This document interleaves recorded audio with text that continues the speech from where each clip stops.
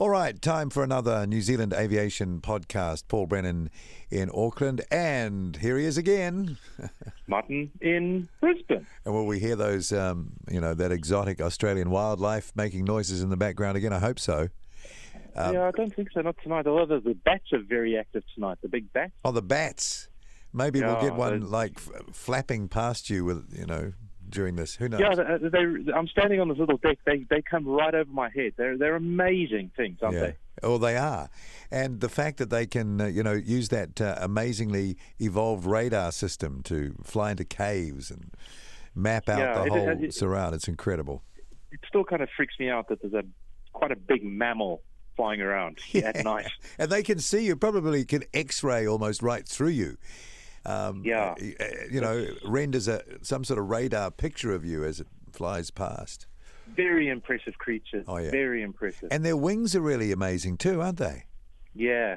They're not feathered. I don't think they're feathered, are they? No, it's just skin. Yeah, wow. It's just basically an extended fingers with the skin, and apparently I've watched slow motion videos and everything. It's a different way of flying that birds fly, so it's a separately developed or evolved version, like a parallel version, yeah. And they're super efficient because they don't have the breast muscles of birds. They use different musculature, and they fly amazing distances. Incredible. Yeah, they come out of their roosts and fly up to apparently 180 kilometers for food one way, and then fly back because they can. They can, yeah. I saw a video. People might have seen it today of a bald eagle swimming. Literally using the wings to swim, and it was efficient. It was getting along. This is a big bird, It's like those gannets. Oh! I saw a gannet when I was crossing the Wellington Harbour once, and obviously it was looking for food. It was flying around a few hundred meters up, but I noticed there was this little tern, which is about a third the size of the gannet, flying like a wingman formation. And I figured it was obvious that it was using the gannet's ability to spot prey. It would go in, the gannet, and the tern would go in afterwards, and it would get the debris left over from the initial struggle of the gannet getting the fish, like a meter down. They had this little thing going. It was quite amazing to watch. And as the gannet took off, came out of the water, took off again, the tern would take off with it and fly in formation until it went down again, Watching those gannets along the ridges down in Wellington, they use the uplift off the cliffs. Oh, they do, yeah. And they just patrol up and down with very little energy expended. I've seen them go up a ridge, actually accelerating like you wouldn't believe. Like on turbo. Yeah, no, they're amazing. Yeah. Anyway, so nice to talk again. Plenty to talk about.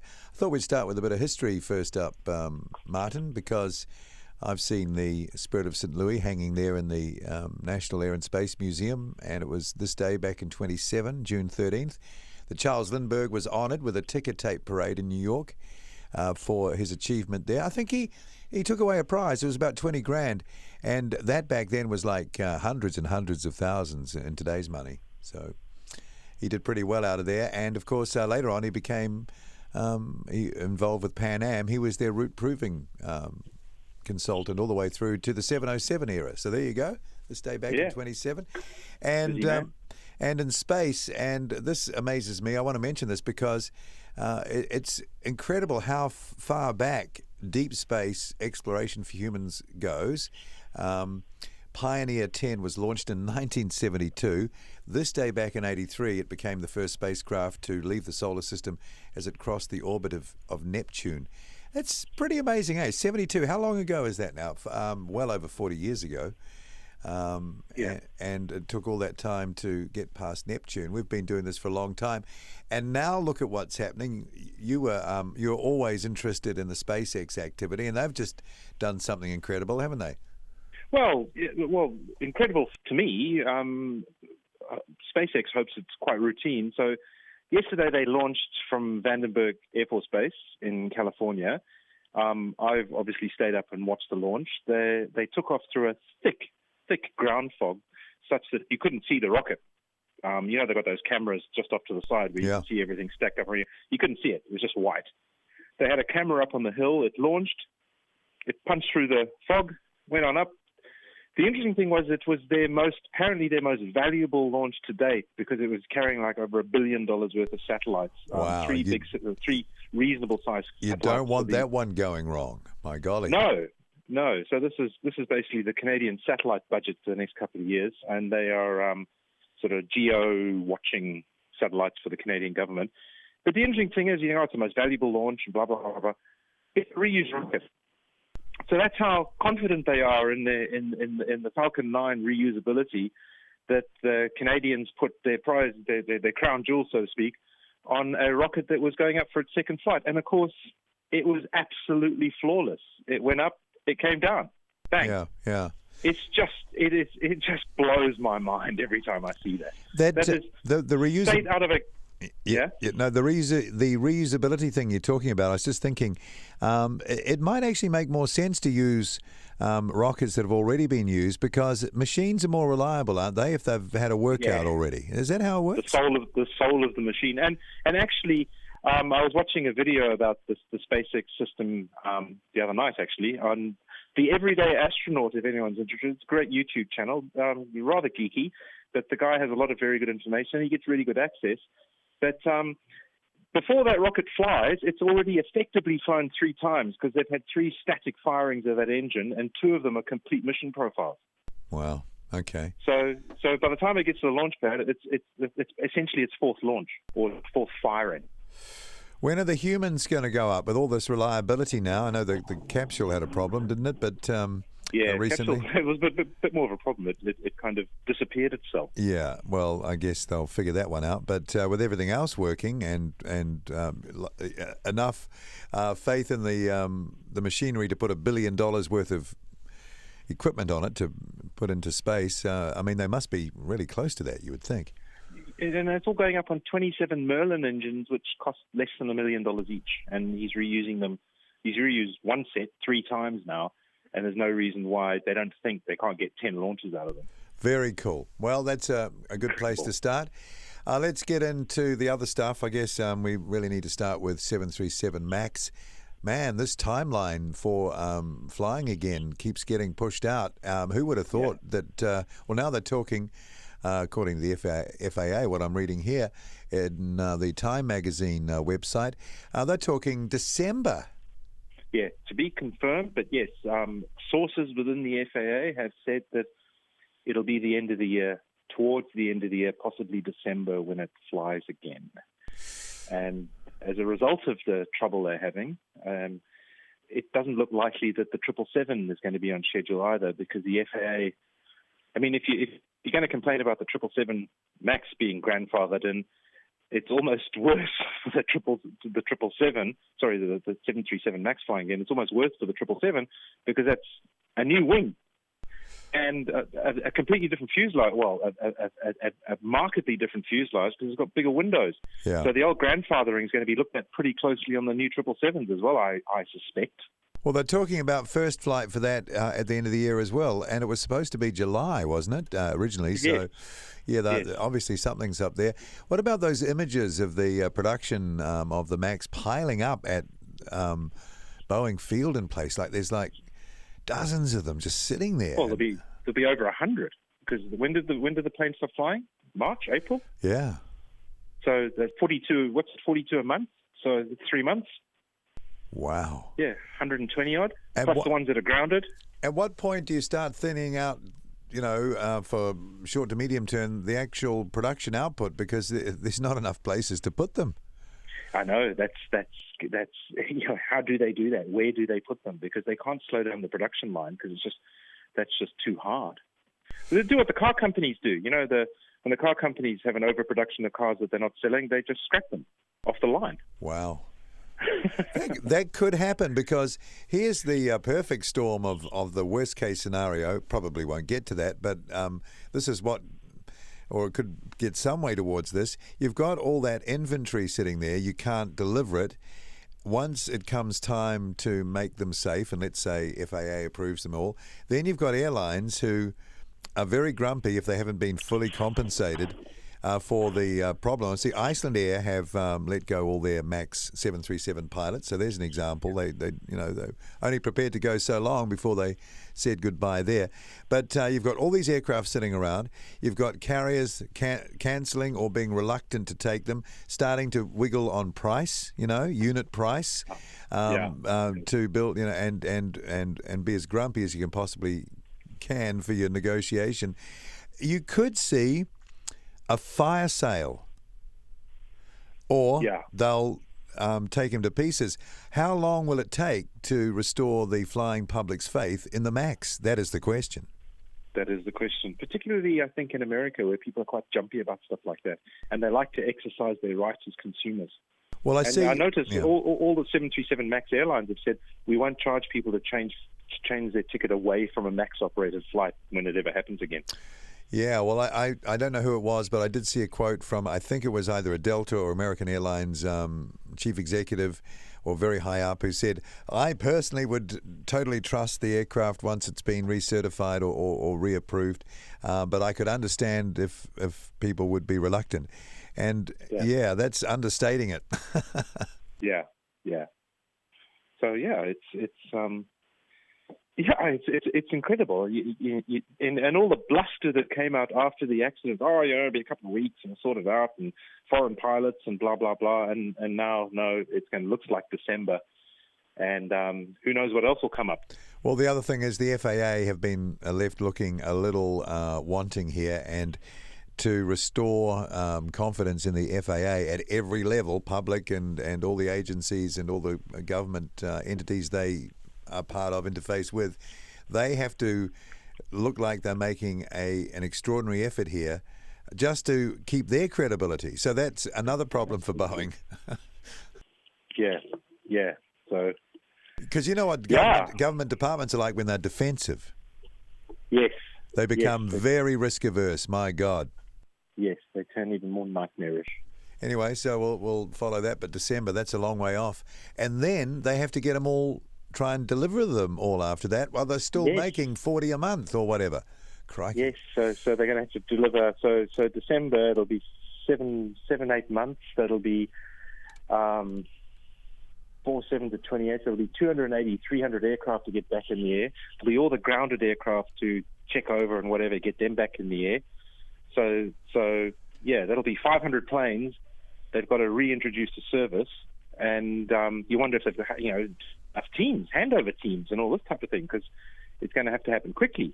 Yeah, and the airlines that have, the longer this goes on, like Iceland Air, what can you just conjure up a whole bunch? Well, here's a question: will the type rating apply? Yeah. Will the type rating from the NG apply to this? That might be another thing that changes. So maybe all the pilots have to go off and have 4 hours extra training. Yeah. So well, there you go. So and of course the planes that are on the ground are all going to have the dual sensors refitted. Well, that's I don't think that's just a software fix. That's going to be wiring. Yeah. So that would be software, probably another detection or interface unit wired out, and then you've got to have software that talks to both of them to correlate. And well, we'll see. But good news for Boeing is they sold some 787s to Air New Zealand, so that's a good thing. Yeah, well, we'll talk about that in a moment, because I think we should stay narrow-bodied until we get to that. And I know this is your favourite plane, and I think it's my favourite plane. I think this aircraft will go down as kind of, or how would you say, the definitive, well, let's say 757 replacement, the 321 XLR. Airbus is set to announce the launch of this at the Paris Air Show, which isn't it's only next week, and they're calling it an incremental performance push, but really it's better than that, isn't it? I mean, that again, a huge headache for Boeing here. This aircraft, it's a blocking aircraft. It's blocked them.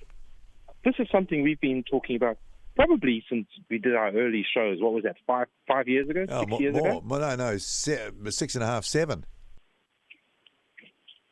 So they finally done it, the 321 XLR, and that does sound, I mean, you talk about landing in the pound seats for Airbus. I mean, this is a plane that What do they say? They say so it'll go from the east coast of the United States deep into Western Europe, or from Chicago into most of Western Europe. It's profitable with 130 to 140 people on it over those distances. So it gives the airlines a choice. They can either run an A330 or a 787 with 220 to 230 people from, let's say, New York to Poland. Wow. Or if the capacity is not there and they want to make just as much money, they can run an A321 XLR with basically half the passengers on it and make the same money. Yeah. Yeah, that is a game changer. I mean, so it gives them so much fleet flexibility. You know, we can run a wide body or we can run two A321 XLRs as demand picks up. We can put one wide body on, later we can put two wide body on and redeploy the 321 XLR to something else. That is an amazing aircraft, especially when you consider the A320 came from, right? Oh, no, totally. And if you, here's the thing, if the business warranted it, what a great way to add frequency without adding any cost. It's like having if you're saying 130 load factor, that's like out of two aircraft, that's like a virtual aircraft again making the same money. Yeah, and it'll take 180, 200 over that distance depending upon your fit out, right? Yeah. So you can if you have 140 with a low density, high premium setup, you make even more money. Do it twice a day. Twice a day, and that's the type of plane that'll do Wellington Perth, right? Yeah, yeah. Think of that, Wellington Perth, and make money with 140 people on it, or 130. It'd get to Hawaii as well, wouldn't it? Probably would, yeah. I see. I'm still looking at the range. I've got the range table on my laptop, and I've been looking at them quite closely. And it's a scary plane, a very scary plane for any of the competition. Very scary. Also, and that's without a new wing. Wait until they put a new wing on it in 3 or 4 years. Also, it has an application for US Transcon. They're saying 240 passengers, New York to Los Angeles, against every kind of wind. Yeah. So, I mean, what are you going to choose? The 737 9 MAX over the? I know what. Yeah, it's obvious, isn't it? So all those Transcon airlines are going to go for that. Anyone's got a 757, Delta, American Airlines, Continental. They're all going to go for that, aren't they? Or are they going to wait for the middle of the market plane from Boeing? You can't wait that long. 3 or 4 or 5 years. Can't wait that long. No. So next week they're going to announce this, and I noticed also that in some of the discussion, I think it was on Airliners Net, people were saying, speaking of Airbus, you know, I think the new CEO of Airbus has said that the A380, even though it's not a sales success, it was a success for the company because it drove the whole methodology behind the A350, which we've commented before, went from an idea to production and to delivery. It seemed like incredibly fast. It did, yeah, and by all accounts, it seems to be, you know, the airlines are loving it. Well, they're saying that they got that so right because of the experience of the A380, so I guess it's how you look at things. Yeah. Anyway, back to, Air New Zealand. They're now letting people with tāmokos apply for jobs now, frontline jobs. You've been reading that, Martin? It's the big story. I did. So that's nice. That again, it's all about diversity. They've ordered the 787-10s. I think, what they say, 8 of them? Yeah, but they're going to be delivered over. It's going to take them a long time. It'll be a long time before we see them. Yeah. Now, people are speculating because Air New Zealand has expressed interest in going all the way to New York. And I guess when you hear that talk, you think, well, you know, that's why I thought A350 might have been in the frame. I don't know if the 787-9, I guess it can do it. If the Aussies can do Perth to London, we can do it, but it would be load restricted. How can those 10s be anything more than Los Angeles or? I think that's what the 6 tons is going to get. I haven't seen an awful lot of detail on what the weight increase is going to provide, but I'm thinking right now that the 6-ton weight increase in the 787-10 is going to allow it to fly the current 300 ER routes with a full load. Right. I think that's what it's going to allow. I don't think it's going to allow it to get to New York. No. So what would you go to New York with if you're, you know, 789, the same thing that Qantas is using on the Perth London road. Yeah. Although I was watching Flight Radar the other night, and I was noticing that we'll talk about this later in more detail. But United are flying Newark to Bombay That's like a 15-hour flight in the 300 ER. And I wonder if that's weight restricted. Yeah, well, Must be. Yeah, that's right at the end of the range, isn't it? Yeah. Yeah. Well, so I thought that was interesting. So how many more seats does the Dash 10 have? It's about another 10 feet longer or something, 15 feet longer, something like that. Yeah, it's not a great deal. And what I find interesting is that was never pitched as a long-range aircraft. So Air New Zealand or Boeing must be pretty keen to sell this thing, because the 10's not a great seller, and it's always been pitched as a sort of medium-range airliner. It was until now, it's never been considered a long-range aircraft. Well, maybe we're just assuming that it is because Air New Zealand's going to buy them. These ones are going to be powered, I think, by GE. So I guess the Rolls-Royce, there was an option for them. Air New Zealand obviously don't want to go there after maybe what's happened there. But it could be that these are actually more replacements for Rolls-Royce powered 787-9s they want to get rid of. Yeah, I don't know. There's not much about it. But no. I don't think the 10's going to be their long ranger. No, and people are asking that question and wondering if that 6-ton weight increase is the game changer there. But it doesn't seem like quite enough, does it? Well, it's not. Yeah, it's like anything else. You put 6 tons of fuel on the plane, it's going to use 3 tons lifting the other 3 tons. Yeah, and the tankage has got to be altered, I would imagine. So how do you do that? Or it's a container in the hold. Yeah, well, like the A350 Long Ranger. Yeah, that's one way to do it. Speaking of Dreamliners, back to Boeing and the maintenance side, there's been a story out this week about potential malfunction in the braking and steering functions of certain models, and the FAA have sent out a bulletin. It applies to 23 Dreamliners of Air India. Apparently, there's no problem in the air, obviously, but down on the ground. So that must relate to particular, block numbers of aircraft. Or I don't know. You remember India, when they bought their A320s initially, they ordered the double bogey modification, so it had an extra pair of wheels on each leg. Yeah, I remember that. That was to cope with the Indian runway conditions. Which, having been to India, doesn't surprise me. Oh, right. So like rough runways, rougher than, normal. Potholes. Yeah. It says it was prompted by a determination that certain areas in the tyre wheel threat zones could be susceptible to damage, could result in a loss of braking on one main landing gear truck and loss of nose wheel steering, loss of directional control on the ground when below rudder effectiveness. So it sounds like when you're landing on a potholed runway and you're throwing up stones, it might be cutting one of the electric, because the brakes are electric. No, it says here it requires installing hydraulic tubing, a pressure-operated check valve, and new flight control software. Oh. So make of that what you will. Okay. Yeah. I'm just looking to see if there's anything more about it. No, that's really the only technical description. So that's another thing they've got to deal with. Yeah, poor old Boeing, eh? Boy, they've been ahead, haven't they? They have. Yeah. They have.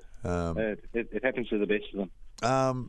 I don't know if you follow the Russian or that part of the world, the news much. I'm always interested in the AN-124 and the 225. And what's the big prop one? The 22 or 24? The Antius, yeah. I think it's the Antonov 22. That's awesome. That's God. Awesome. Is that incredible? And it's been around for since the 60s. Incredible. There's a very good video on YouTube of old mate bringing it into Zurich Airport. Right. Man, he's earning his dollars on that thing. I tell you what. He's moving that control wheel, 90 degrees, 90. It's amazing, and it looks like it's responding sort of 3 or 4 seconds after he's made the input. Yeah. And it's like wallowing in, but obviously he brings it in. And then the Russian pilots or the Ukrainian pilots, they look like they light up a cigarette and have a quick drink as they taxi towards the hard stand. Yeah, yeah, with those little fans going in the cockpit. Yeah, little fans. And it's an amazing aircraft, that Antius AN-22. Well, the 124, there's a story here that the Podolsky District Court of Kiev has ordered the seizure of 5 AN-124s operated by Volga Dnepr. Is that how you say it? Dnepr. For the alleged unauthorized maintenance checks performed by the Russian airline, according to the Antonov Design Bureau.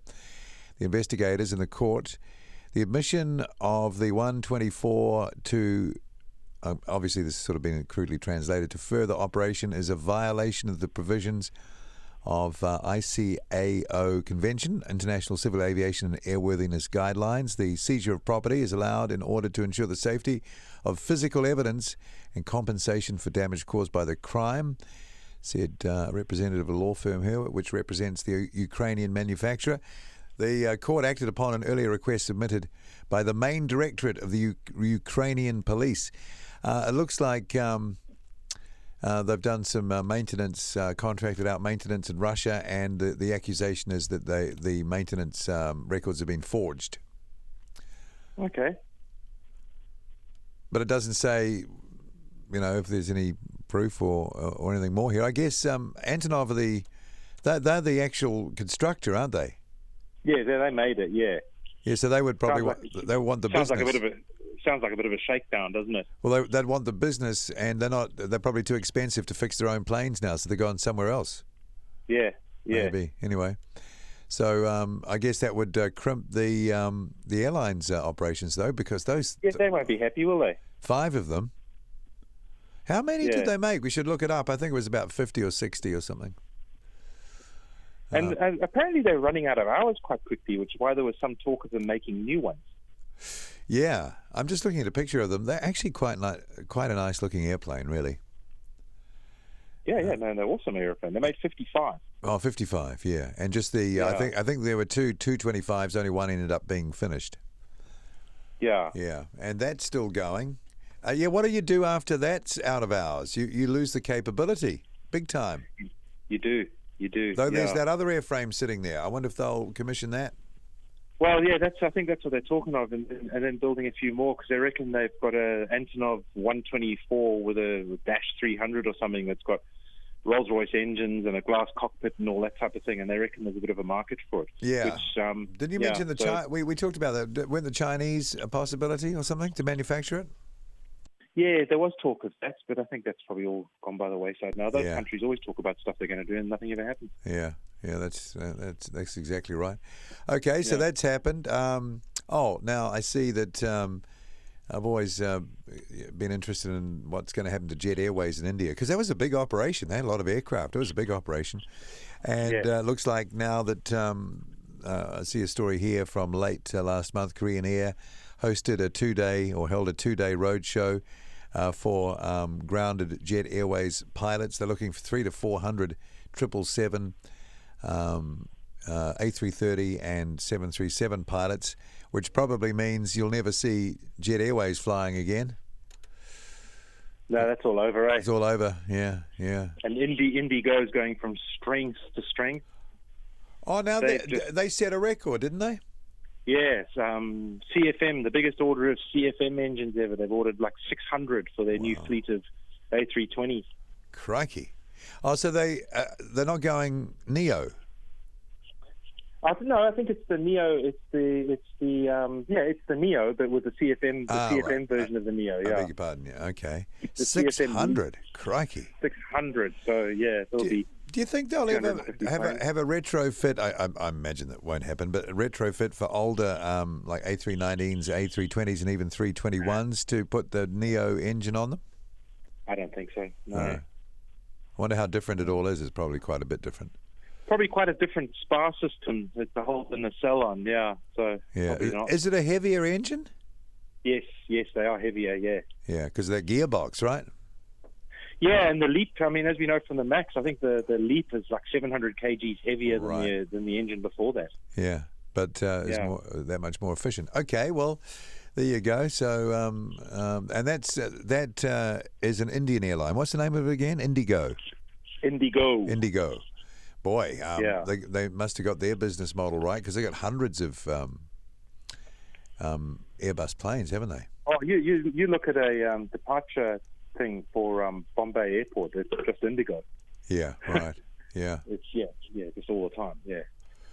Okay, and for those who are eagle-eyed, they would have seen on Trade Me the Air Chatham's Convair. I think it's a 540. Up for auction. No engines. I believe the gear's going to come off. not the one that flies out to the Chathams with passengers, Martin. You know, the one that we used to watch going over. The only aircraft heading east. Grinding over. Yeah, what a great aircraft they were. Boy, they were. Yeah. I think the one that they've got, the passenger one, is a 53 model. 53.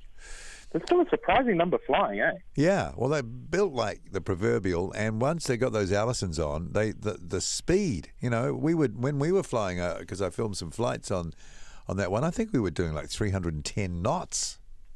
Wow. You know, that's like 350 miles an hour. Yeah. That's hauling along. It took us like 1 hour 15 or maybe 1 hour 45 to get out there, something like that, but it was quick, and it could carry 5 tons of seafood. That's a lot. And 30 passengers, and it was fantastic. So we understand the passenger one that we're familiar with will be sold next year, and they've cannibalized the one that they're selling. Though, you know, it would look good in the backyard. You could you could fit it out as like an Airbnb or something, themed up. Keep chickens in it. Oh, no, that's No. Well, we've still got to put that 747 hotel idea into practice that we've talked about before. Yeah, like the one in Sweden, eh? Yeah, but look how many 747s there are. You could have dozens all around the world. Yeah, you could. There's so many airframes. In fact, that's the most logical thing to do with them anyway. It's another idea. So now, is there anything else? Now, this whole thing with aviation being part of a sort of mixed up in foreign policy, the American president is being very hard on the Iranians right now, and I think they've got a carrier group there near the Straits of Hormuz or whatever it is, and they could probably destroy the entire country of Iran just with that. They're saying that Iran is a threat, yet all the American airline planes are flying overhead happily. Yeah. So what's all that about? I'm interested in this because I know people that live in Iran, and a good friend of mine, he has very good friends in Iran, and he goes over to Iran every now and again, and he really likes it. He says, you know, it's an interesting place, and the people are incredibly friendly. And there's a lot of Iranians actually here in Brisbane because it's you gain sort of immense social status if you have dual nationality. So a lot of them come over here, go to the States, Canada, get the foreign passport, and then a surprising amount of them then go back to Iran because they actually really like it there and they reckon it's an easier life. And apart from the theocracy, which it seems very few people actually support, and the government kind of lets them get on with whatever it is they want to do. It sounds kind of weird, but having grown up in South Africa, I can kind of see where they're coming from. As long as the government leaves us alone, we'll let things continue because it's a theocracy. It's very hard to change them because, you know, who's ultimately in charge, right? Yeah. Also, the government seems to think. So anyway, I get quite a lot of information from Iran, and they're all a bit puzzled about this saber rattling which is going on with the States and how dangerous Iran is and everything.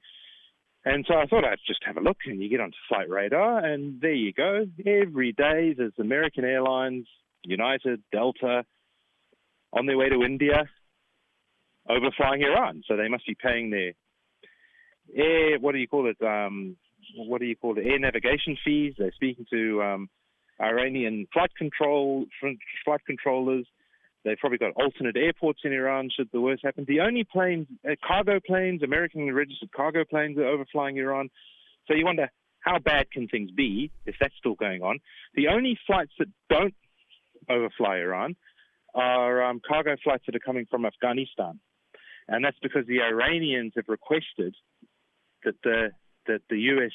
forces don't overfly Iran with military stuff, because that would upset Iran's allies. So they put in the request, please don't overfly us if you're full of military equipment. And the Americans apparently honor that. Well, okay. I mean, obviously, if Iran shot down an American airliner, all hell would break loose. So they would never do that, would they? They would never do that. That'd be the craziest thing.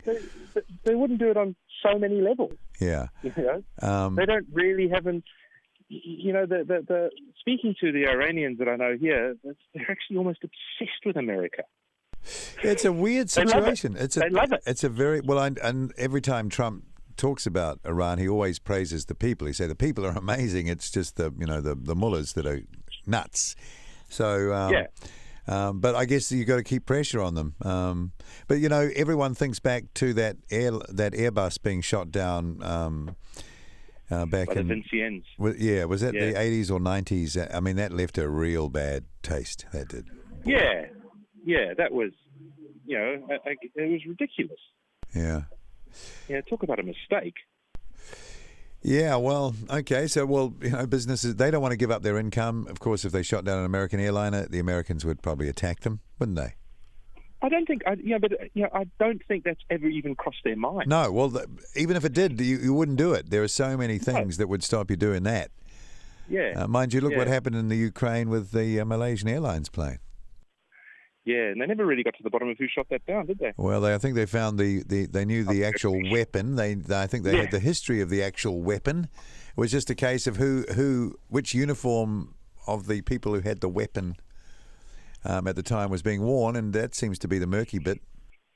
Well, you give a bunch of idiots a surface-to-air guided missile who don't really know what's going on and who are a bit jumpy. Unfortunately, mistakes happen. Boy, if you're Malaysian Airlines, you would have felt, through those years, that unprecedented run of bad luck, eh? My God. Geez. Who would ever have thought? And we still haven't found... Have you seen any nutty MH370 I was just going to say, no. theories lately? I haven't seen anything pop up. I guess people are out of shock horror. You've got to think up some other crazy scenario to get anyone's attention. It has to be more crazy than the others now. So... I haven't seen anything like that, but what a terrible run of bad luck.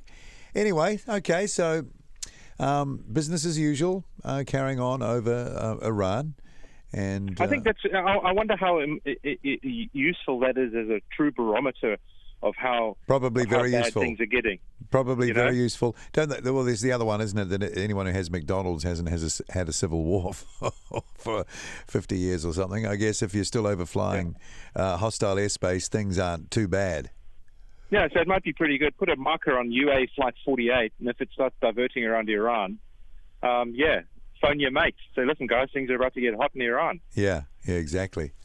All right. Oh, now, one thing I've noticed, you've just reminded me of, because, the sort of military flying and all that sort of stuff got me thinking.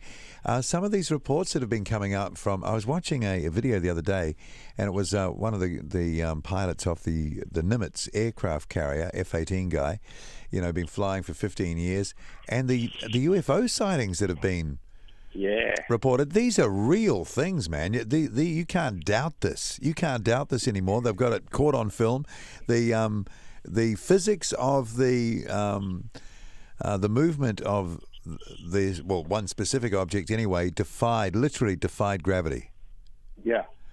And the other thing was that nothing showed up on radars, yet they could clearly see these things visually. Yeah.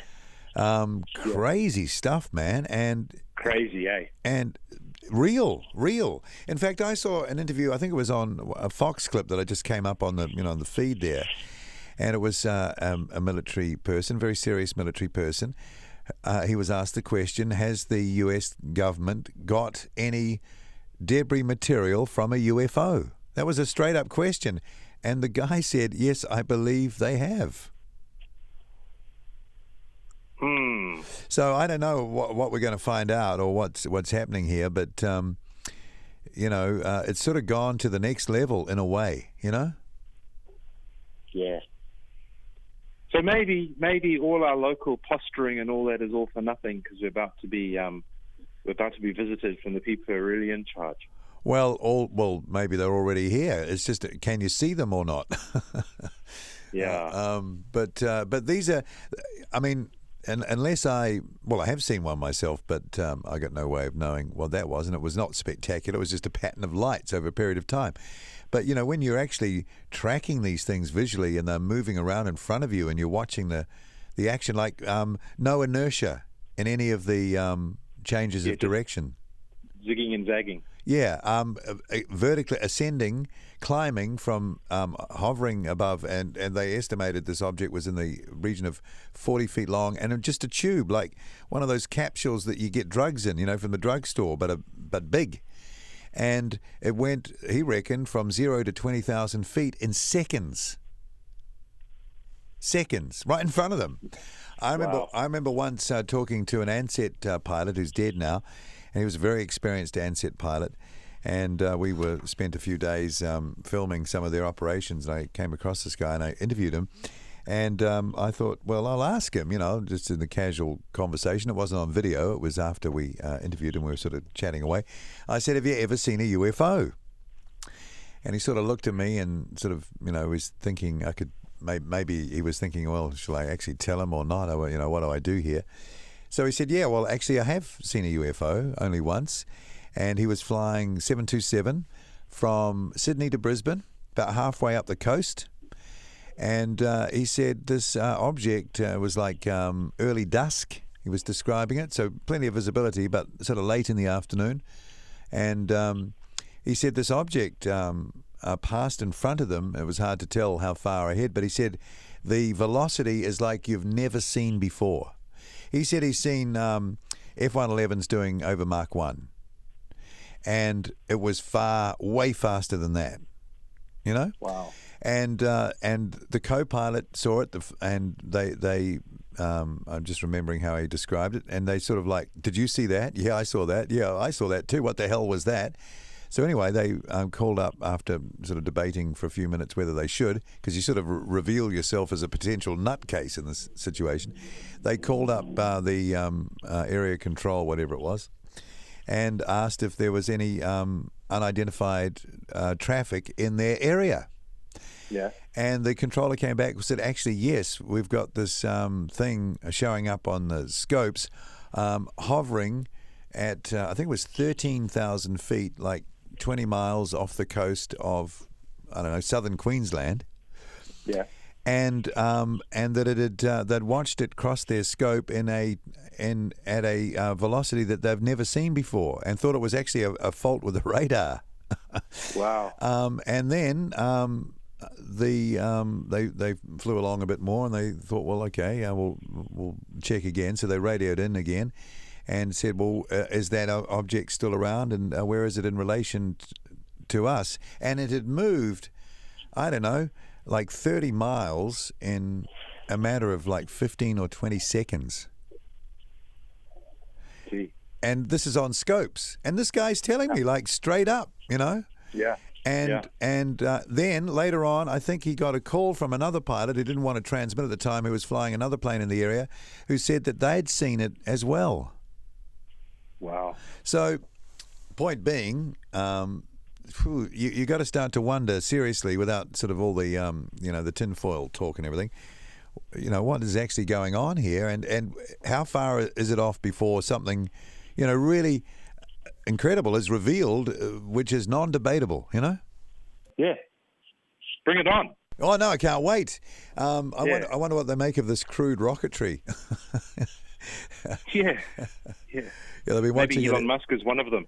Yeah, well, it could be, but you'd think it'd be far more sophisticated if you've got machines that can turn and change direction instantly without any example of any inertia or anything like that. Then I presume you're way ahead of where we think we're at. Yeah, they're probably going to break it to us slowly. Anyway, so that's an interesting one. Oh, I saw something here. Where are we? Oh, yes. Remember how we've talked about the 737-9 and its very long runway usage? Yes. Here we go. Just last week, United 737-9 Denver tail strike on landing. Yeah. Yeah. Not a big surprise. No surprises there. No. Yeah, another problem. Yeah. Well, there you go. Look how twitchy it is. Yeah. And, of course, there's probably been a few tail strikes on takeoff too, I would imagine. Yes. Anyway. I spoke to somebody I know who used to be a 737 pilot, and I'll check back with him because I asked him if he wanted to be on the show. He used to fly 737s in Indonesia, the 600. Oh, the 600. The For 400, the 500, and the 600. And the 600 was the really short one, right? It was, yeah. It was 73200 length, I think. Yeah, and he said, we were talking about the grandfathering and the type certificates and everything. He said, they're all pretty similar to fly, but if you wanted to, if you did want to sort of say, in terms of twitchiness, he said the 600 is actually quite hard to fly because it was quite overpowered. Yeah, it would be. And power changes, 22,000 pounds of thrust on each side.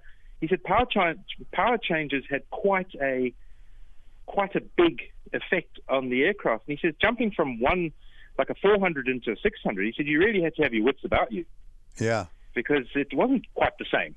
Well, you imagine but it was all on the same type certificate. 73200, which came out with, what was it, 12,000 pound or 13,000 pound JT8Ds first up. You're adding, my God, look how much you're adding. Almost 10,000 pounds of thrust aside. You're adding to the same, pretty well the same airframe configuration. Yeah, he said you had to think, I'm on the 600, and that's what's going to happen. It wasn't the same. Okay, well that doesn't quite make for that seamless, like you say, grandfathering. They're all the same. Yeah. Mind you, that would go for different length versions of other aircraft as well, I suppose. Yeah. Although that is the benefit of fly-by-wire.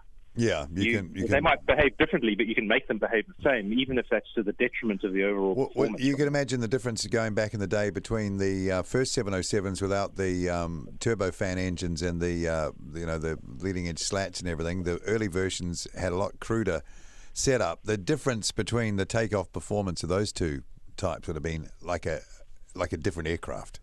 Yeah. Completely different. Not so much now.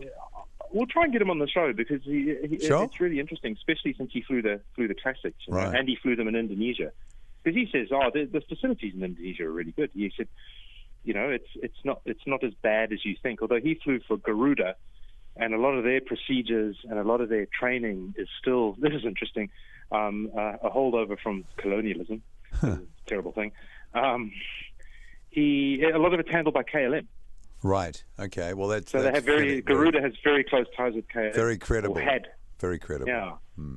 Yeah. So Okay. I'll speak to him in a couple of weeks and see if he wants to come on. Okay. Well, that would be great. We'd like to hear it, especially maybe even talking about the MAX situation as well. Yeah. I'm just looking through the incidents. The most common thing is smoke in the cabin. Yeah. There's at least one a week. Anyway, okay, so maybe a quick Bring Our Birds Home update, Martin, for you. Hang on. There was an air taxi thing, right? Oh, yeah, that's right. Let's mention this. I've got it right here. The flying taxi being tested in New Zealand. Yeah, that's the one. In a quiet part of I'm reading from a Stuff article here, quiet part of Mackenzie country, you'll find some of our most beautiful scenery. The future is taking flight. And while Uber made headlines this week for announcing, this is only a day old, the story, a flying taxi service, New Zealanders realise a similar flying car technology is actually being tested on home soil, could be buzzing around our cities within a matter of years. So it's called the Cora, and it's sort of like a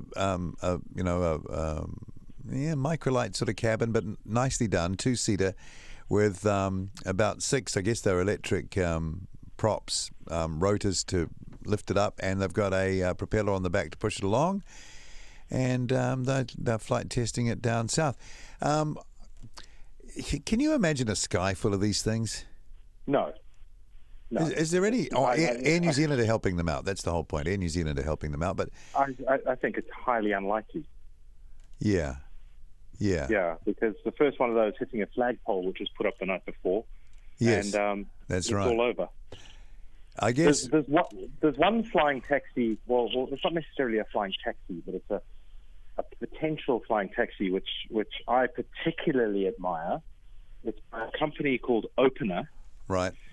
And it's called the Black Fly. If you get an opportunity, go and have a look at that, because talk about thinking outside the box. This thing it's flown. I think it's done 22,000 flights or something ridiculous. Well, they say this one's done 1,000. Yeah, no, this thing's flown a lot, and Yeah. it's flown with people in it and everything. but just the way they've done it, it's difficult to describe. It looks like a pumpkin seed it's got a curved bottom to it. Yeah. And when it's sitting on the ground, it rocks back, and the wings are pointing up vertically, and each wing's got there's a whole lot of motors on it. Yeah. And it pulls itself up into the sky vertically like a drone. But then once it gets up to a certain altitude, it stands up. And so the wings then become horizontal to the airflow, and then it flies like an airplane, like almost like a stagger wing without a tail. Okay, yeah. And it's got no undercarriage. It can land on water, and then when it comes down, it just transitions to a hovering flight, and then just puts it down on the belly, and you just get out of the thing. Well, this is more like a conventional. Very interesting. It's more like a conventional aircraft configuration. Yeah. It takes off vertically. Yeah. It's always interesting reading the comments here. Someone's written here. Sitting in the living room, watching TV and munching on crisps. Neck minute, flying taxi peels through the roof tiles and lands on the sofa. This concept of flying can only end in tears. I tend to agree. I'd love it to happen, but I just think it's, like these whole delivery drone things as well. I mean, maybe there's a use case for some of them, but I don't know. I just think it's people just having fun with cool stuff. Well, I don't know that the regulatory hurdles to get a autonomous flying vehicle to fly you through a city. No, it's not autonomous. Another one comment here says, boring, then. My son is training to be a pilot and have a very good understanding of the rigorous training standards they have to meet. This includes stalls, plane malfunctions, weather, etc. So when I see articles like this, it raises more questions than providing answers. A parachute, really? Stall drops to the ground somewhere. Okay, well, I don't know what the rest of that comment. Sounds like it's going to be flown. But, anything... The first time one of these things falls out of the sky and lands on a family in a SUV down below on the motorway, we got a problem, right? We got a big problem. And I'm not joking about the flagpole someone put up the night before. No, I know. Right? That's what gets you. Things like that. Yeah. Or someone flying a kite or something. It's a great idea. It's not. I don't think it's a great idea. It's a nice story. Yeah. But let them get autonomous cars working first. Yes. Yes. Right? Yeah, to a level of absolute reliability. And that'll take 4, 5, 6 years until we're relatively confident with autonomous cars. And then give it another couple of years until you can fly unmanned aircraft start bumping into things that weren't there the night before. And then we'll see how we go. But I'm not sure that I'd get in one. Although, I tell you what, I'd get in that opener Blackfly. I'd get in that tomorrow because that's awesome. Yeah. The thing is that if they work and they seem to be safe, they'll be big because, who wants to be stuck in the traffic? Yeah, but I don't want to be stuck in the traffic, so I just don't go anywhere. It's even easier for me. Okay, all right, but you don't have much of a life. No, just take it easy. Speaking of a life, congratulations, you're off to Germany. Potentially. I haven't really announced that widely, so thanks for that. Okay, well, won't say any more. I mean, you could just be going to see your son to talk about C-Series. I could do, yeah. There is a chance that I might be going to Germany for some months on a contract. Yeah. Well, and then we can get a first-hand look into what they're doing in that part of the world. Yeah, absolutely. I'll be filing my report. And you flew on the A321 Neo Air New Zealand, and we were having a at WhatsApp conversation while you were 120 miles off the coast of New Zealand. Yeah, free Wi-Fi. And I was sitting in a picture theatre foyer, and I thought, well, this is completely normal now.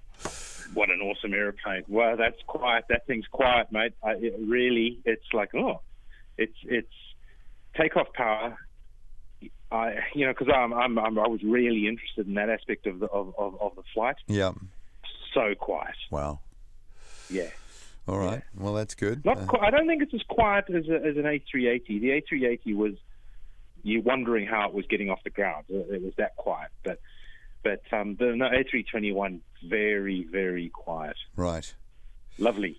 Yeah. Well, you seem to be enjoying it when we. Do we actually talk? I think. Did we actually have a conversation, or was it text? I think it was text. No, it was text. We were just texting. Yeah. I don't know whether the link would support chat. It's a pretty slow link. And you sent your position too. I had a little map. I could see where you were. Yeah. No, that's. Yeah, I'm surprised Air New Zealand gave that away for free, because they sure as hell don't give much else away for free. All right, now I get to bring our birds home. Yep. Planning to go to Brazil third week of July, Martin, to meet the management of the airport company, their legal office, hopefully the judicial office, which is going to be doing this court order to separate the plane. We've talked about that before. I'm going to be filming it. I even might take a drone, to do that. So Why wouldn't you? well, of course, go to Brasilia, or Sao Paulo first, grab Cesar Nogueira, who's our guy over there, go to Brasilia, hoping to also meet with the Minister of Infrastructure, which now incorporates CAA, and try and get the cultural connection thing going. And then up to Manaus, we've got full access to the plane. We can go and have a look inside it. God knows what's in there. I hear there's mud in there, like a big layer of mud. There's probably all sorts of crawlies and creepies. I don't know. We'll find out. We'll film it. Today, as we're speaking, which is today, Thursday the 13th, I met with TVNZ to talk about the story, and there's maybe some opportunities there. Certainly very interested, because it's a great story, Martin. It's a great story. It's just a matter of, how do you cover something that is that big and will run for a period of time? They've got to figure that out, but it's good that they know about us now, and, anything could come from that. As for other activities, we've got a possibility of something from the States that we're being talked about, that hopefully there'll be more information on soon. And we've been talking to some pretty wealthy individuals of late, just telling them about our campaign, following up on sort of inquiries that happened a while back. So I feel like things are starting to come to a bit more of a sharper point, and it'll be fascinating. What I'm hoping that we come away with, Martin, in Brazil is actually with the airframe. I want to be able to shake the hand, get the court order and say, okay, and by hook or by crook, we'll pay over the money. And at least then it will belong back to New Zealand. Wouldn't that be a wonderful thing? It will be owned by New Zealanders again after, 81, go back, crunch the numbers. That's how long it's been out of New Zealand ownership. So that'll be 38 years. Yep, that'll be a great thing. And it'll be a wonderful experience. And the great thing with the social media, we'll film everything, and so you'll see it all happening. I want you to film a Karate Monday. What? Yeah, it's a possum-y thing. Okay. And they're in South America. I'd really like to see one. I reckon the plane will be chock full of Karate Mundis. Oh gosh, I'm a bit funny when it comes to creepy crawly things. Well, I think I am, and I think I could be severely tested. But we've got to get in there. We've got to see what it's like. I need to get some good footage for the engineers so they can assess, condition damage, things like that. I know the undercarriage, the left main leg, has been snapped. So we want to do something about that because it needs to be towed off that ground. The mud apparently is gumboot top thick that it's sitting on. Yeah. So you can imagine your white gumboots. Yeah, you imagine what that's going to be like. So, so that's almost locked in. And it'd been a lot easier if New Zealand Defence Force had done you a solid and chosen the C390 instead of the new Hercs. Oh, yes, of course we were going to get to that. In fact, I've pretty well updated you on BOBH. Let's get to that. Predictably, they've gone for the C-130J, which they're calling the Super Hercules in the media here. Of course, it's been around for God knows how long. Was it 25 years now, that version, or 20 years? So been out a while. It's hardly new. I would have spent the money and gone for the A400 myself, only because I don't care about the money. And I think it would have been more. Well, it would have been way more capable actually. But I can see why they're sticking with the Hercs, and we've got to look after our partner. Yeah, of course, and the new model's reliable. I do believe that there are some issues though for the Air Force operating this because it's certified differently than a military plane. I understand that the J model of the Herc is a civil certification, isn't it? Primarily, which is harder than the military. So it's got all doubled up oxygen systems and all this type of thing. But yeah, the paperwork will be quite different, and the maintenance will probably be quite different if you want to keep that civil certification. I think that's the point, that it won't be just a seamless transfer like a grandfathering process from an old model to a new model without too much difference. I think there is. In the paperwork area and record keeping and all the part numbers I know for every component are a different structure now for a start. So they'll probably have to. In fact, Lockheed Martin will probably make up the rest by selling them all the resource material to go with it, which adds another $100 million. Yeah. That's how you do it, right? Yeah. It does give useful interoperability with the Australian Air Force, because I believe they have some of the long ones as well. Well, they? They do, and that's again, you've got to think in those terms, because we need to have commonality with them. Personally, I'd have bought the Kawasaki C200 or C2. Yeah. Actually, I'd have bought old C1s because they look like they're straight out of Thunderbird. They got the JT8 engines on them. They're awesome. But look, they've got those GE50. They've gone from 17,000 pound thrust to 35 or 40,000 pounds. Yeah, well, I think the plane's significantly bigger, right? Yeah. It looks the same, but it's like grandfather's X. Nothing's the same. What about that four-engine one that they've got? That maritime four-engine jet. Yeah, what the hell's what's that one? that It's about, like a mini yeah. DC-8 or something. Yeah. Yeah. You wonder, Japanese. There you go. Oh well, they can do their thing. But that would have been a very exotic choice. Oh, and when I used to work in Japan, I was near an Air Force base just outside Tokyo, and there were a whole lot of C1s based there, and they had that sort of flat platypus nose thing full of sensors. Yeah. And they used to come over. My God, they look great. They just, it looked like an old Victor or something, because the English planes also look kind of crazy. Oh man, the V bombers, the Victor especially. The Victor, who came up with that? What were they thinking? Incredible! But apparently it flew amazingly well too. Beautiful, just beautiful with that high V tail and essentially no cockpit that you could see. Yeah, really. Well, that was so you could do a nuclear strikes and not get blinded, I think was the. Apparently they were a nightmare to fly because you were sat sort of 6 inches below the top of the panel. Yeah. You could jack your seat up for landing, but still visibility was apparently appalling. And that was to save you from the flash. And they started off, I don't know what the original engines were, but when they I think they went to Conways, didn't they? After that. Buried them deep, yeah. Well, they had all sorts of problems. On the first two, I think the tail fell off, which is never a good thing. Right. But you look at the, I've seen footage of the prototype, the all-silver one, and it's just incredible, man. And they, I think they had a blue one too at one stage, or an iridescent blue one, which looked crazy as well. Why wouldn't you? Yeah, well, blue steel, I think was one of the nuclear weapons that they carried. I think it was painted up for that. But anyway, who came up with that? Crikey! Just amazing. Yeah. It's actually my when I boot up my PC or my laptop, I've got a nose-on picture of a Victor bomber. Yeah. No, they're great, and even the horizontal stabilizer at the back. It's what do you call the V-tail? The ahedral or whatever the angle of is incredible. Yeah, it's like incredible. It's really pronounced. Yeah. Boy, what an era! What an era! And the C1 looks like that, and the C2 looks similar, kind of similar. It was never going to be that was we're never going to buy a Japanese airplane. It wasn't going to happen. No. So but how come it takes so long to get them? By the way, as we record today, it was in the news that all 5 of the RNZAF Hercs are on the ground. None are airworthy as of today.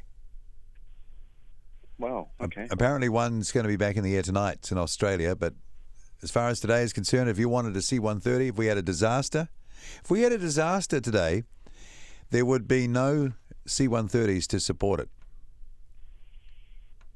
No. Think about that. It's not a good thing. So anyway, surely you can ask the Aussies. The Aussies would pop over in a C-17 and do it all in one. Well, you'd have to do that. Here's the other thing. Didn't they spend $500 million on doing those things up? About 4 years ago with a glass. What was the point of that? No. What was the point? That's madness. Well, didn't they updo the Orion not that long ago? Well, I can kind of understand that if there wasn't an immediate stopgap filler. I don't know how. I think they committed to that before the 7.3 Poseidon was around.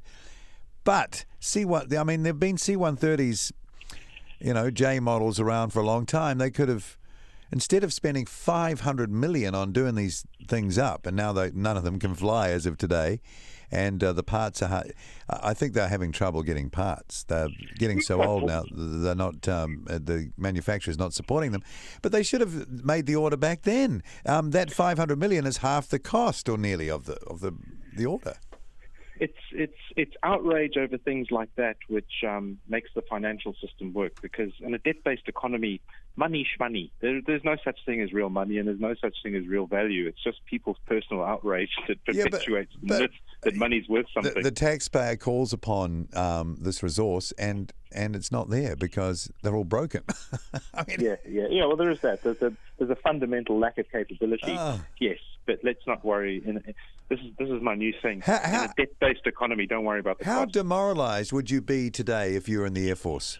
How demoralized would you be knowing that all your useful machines cannot fly? I'd be very demoralized. Oh, my golly. That's embarrassing, come to think of it. That is embarrassing. Yeah. Well, why would you join the? Oh, I don't want to. I think the people in the Air Force do a wonderful. Oh no, I'm not going to. How's that for a quick catch? No, I feel sorry for them. Because I feel sorry for them as I know well. they've got pride and they do a good job, and then they look at that and look up the line. It's not necessarily even their management or hierarchy. It's at the political level. For God's sake. You wouldn't join the Air Force out of fly airplanes these days, would you? No, no. I was in Palmerston North a few years back, and I was peering through, wandering around the airport having a look, and there was some Air Force King Air 200 had landed. Right. And they were obviously on a training flight. There were four. It's about 3 minutes from Oaxaca. It's only about 3 minutes from there. Yeah, I'd call them kids.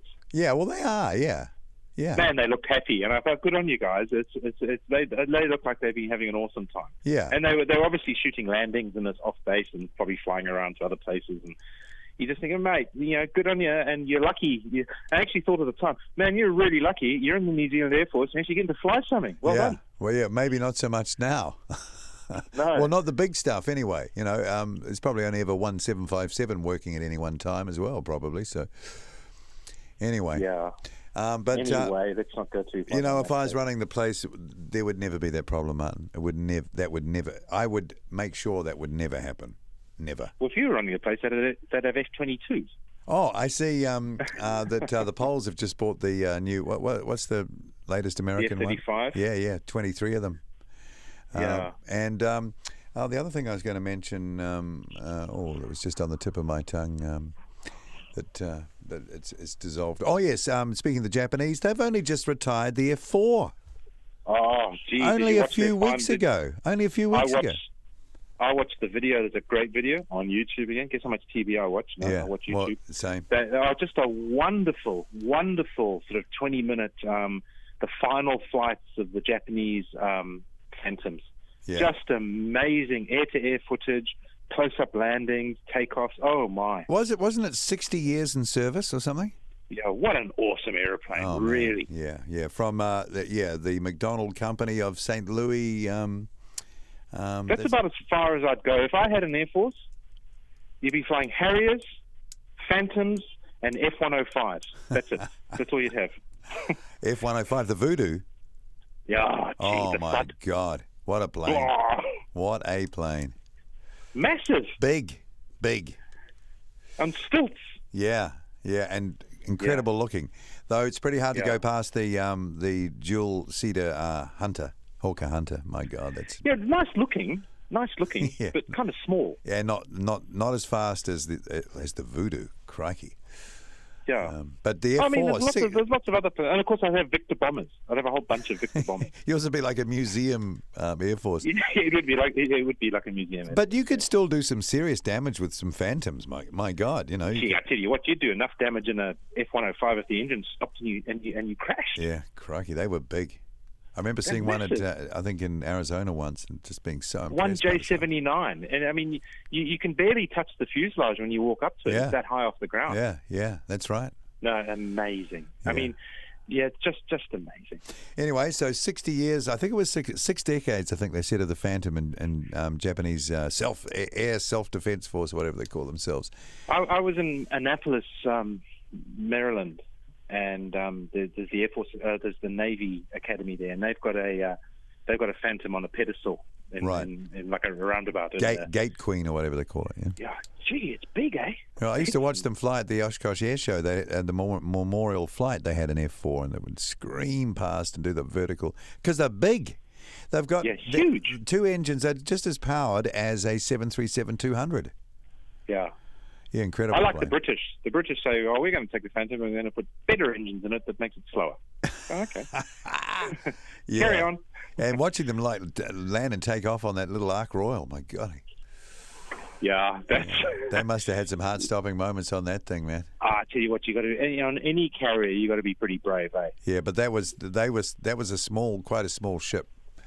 Yes, there was a tiny ship. I went on the Ark Royal as a kid, and I remember it pulled into Durban in South Africa, and they had a walk-around thing. And I remember, and I was young, I was real young, and they had one of those Westland Wasps. Oh, yeah. We used to have them on the frigates here. I know the one you mean, like a flying bedstead with a cabin on the top. And I looked at that thing, I said, geez, I don't know if I'd go up in that thing. It just looked like a random collection of bits. Yeah, I know the... Oh, okay, you'd be keen. I know the one you mean. I was reading an article about a test pilot who'd done some of the test flying on, and I've always remembered what he said. He said, auto-rotation in a Westland Wasp, he came down like a greased anvil. Greased? Yeah, bang! Oh, what about that chopper that crashed in Manhattan? You landed on the roof. Yeah, it's some law firm connected to the Clintons, so everyone's talking. Oh, there you go. You go. Some conspiracy thing going on there. Oh, yeah. Anyway, so the poor old Auckland travellers have been affected the last week or so. It's like fog virtually every morning. Gosh, they go nuts when the airport is not working. Anyway. Oh, have there been fog in Auckland? Yeah, there's been fog. Yeah, last few days. How's the weather there? Very stable. Very stable. Though we had a huge electrical storm the other day, and the Sky Tower got hit. The big shot of the big fork lightning. Oh, geez, talking about lightning. Did you read about that guy, that poor motorcyclist in Florida? Yes, I did. Jeez, he was what a way to go! Riding along, and he got hit by lightning on his helmet, and it blew up the helmet. Oh, crikey! He got struck on the helmet. The helmet disintegrated, and then he went off the road. Although I think he was. By the time he went off the road, he was long gone. Yeah, you'd be sort of pretty well zapped. Either you're stunned and don't know what's going on, or you're dead already. Or you're thinking, maybe I shouldn't have put that metallic foil on my helmet, or the aerial for my. I mean, I feel sorry for the guy, but geez, what are the odds? What are the odds? Yeah. Well, there is that phenomenon that people have been hit by lightning when the electrical storm has been a long way away. Somehow, anyway. Okay, well. One quick thing. Yeah. If anyone's interested in watching another YouTube video, I'm actually paid by YouTube to put out these random. Yeah, that's all right. There's a really interesting flight of a guy. I think he's flying from Kansas City to Florida in a CR-22 Cirrus. Yeah. Up in the flight levels at 24,000 feet. Wow. On oxygen, and he's hauling. He got up there to pick up the wind, and he did it all non-stop. Incredible. A great plane. Yeah. I've flown in a Cirrus a few times. Plane. Real nice. Great plane. And I bet they've come along. Yeah. I think Cessna own them now, don't they? Or bought them out? Did they? Oh, it was one of those companies. Cessna bought out Columbia, which was the old Lancair or Lancair. Yeah, someone bought them off the Clampmeyers. They started up Cirrus. So it was out of Duluth, Minnesota, I think. So I'll just see who. Very capable aircraft. Yeah, they were. They had great aerodynamic surfaces. They had a special. I think they had a wing that you couldn't stall. Oh yeah. Yeah, it was. It stalled at like a ridiculous speed, like 40 knots or something. It had these sort of wing, these fences and different sections of the wing. If you want to watch that type of thing, Horton. Remember Horton in the Second World War? They made flying wings. Yeah. Anyway, Absolutely. The Horton brothers. Yeah. I remember the Rockwell one. Well, there's a new company called Horton, funny enough, in Germany, and they're selling a light aviation flying wing. Oh, okay. Wow, that'd be cool, wouldn't it? I don't know. I just don't know how they don't keep. Oh, here we go. In 2011, Cirrus was acquired by China Aviation Industry General Aircraft, a division of the Chinese state-owned Aviation Industry Corporation of China. In addition to its Duluth headquarters, the company has operational locations in both Grand Forks, North Dakota, and Knoxville, Tennessee. There you go. Chinese own it now. There you go. And the Indians own Ipland Aerospace. Huh? You know, Gippsland Aerospace, they make the air vans and all those things. Yeah. Yeah, that's owned by Mahindra. Oh, right. Well, These Asian companies are buying up general aviation. You're going to see more and more of that, I reckon. Anyway. Yeah, it's all good. Yeah. So, hey, the time has flown by, you realise. These podcasts are getting more and more random, aren't Well, they? you know, I think it is what it is these days. Duration is not a big deal. People can listen to the whole thing or they can come back to it or do whatever, you know. Anyway, and I believe we're getting good coverage, Martin. We're getting good coverage, good numbers through the downloads and up on Facebook pages and YouTube. We're doing probably in the thousands of listens every episode, and it's growing. So that's good. No, it's quite encouraging. So obviously people like our ranting. Yeah, well, I don't think it's ranting. It's okay. I mean, people just have to imagine that if they were with us on this, that we'd all be talking like this. So I guess. Well, I'm holding back. You know that. Well, you always do. Yeah, I'm holding back. I could rant for hours. Well, we don't want to get on the wrong side of any PC,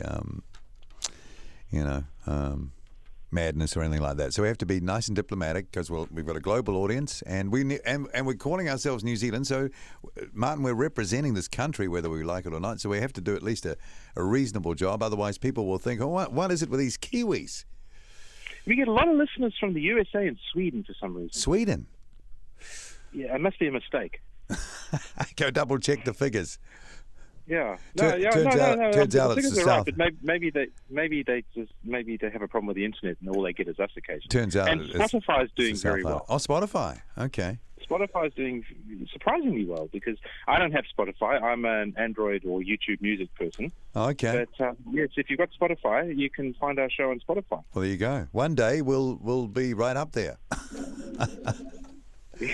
Yeah. Unlikely. But anyway, okay. Well, let's end it there. We'll do it again in another few weeks. In the meantime, you've been listening to the NZ Aviation Podcast. Paul Brennan in Auckland and Martin Oakes in Rockley, Brisbane. Rockley, mate. And I didn't hear any galahs or reptilian noises or anything in the background. So it's winter. It's only 25 today. So okay. It's getting cold. How are you going to get? You've got your puffer jacket on, have you? I literally do have a puffy jacket on. All right. Sleeveless. Yeah. All right. Okay, we'll see you again soon. All right, cheers.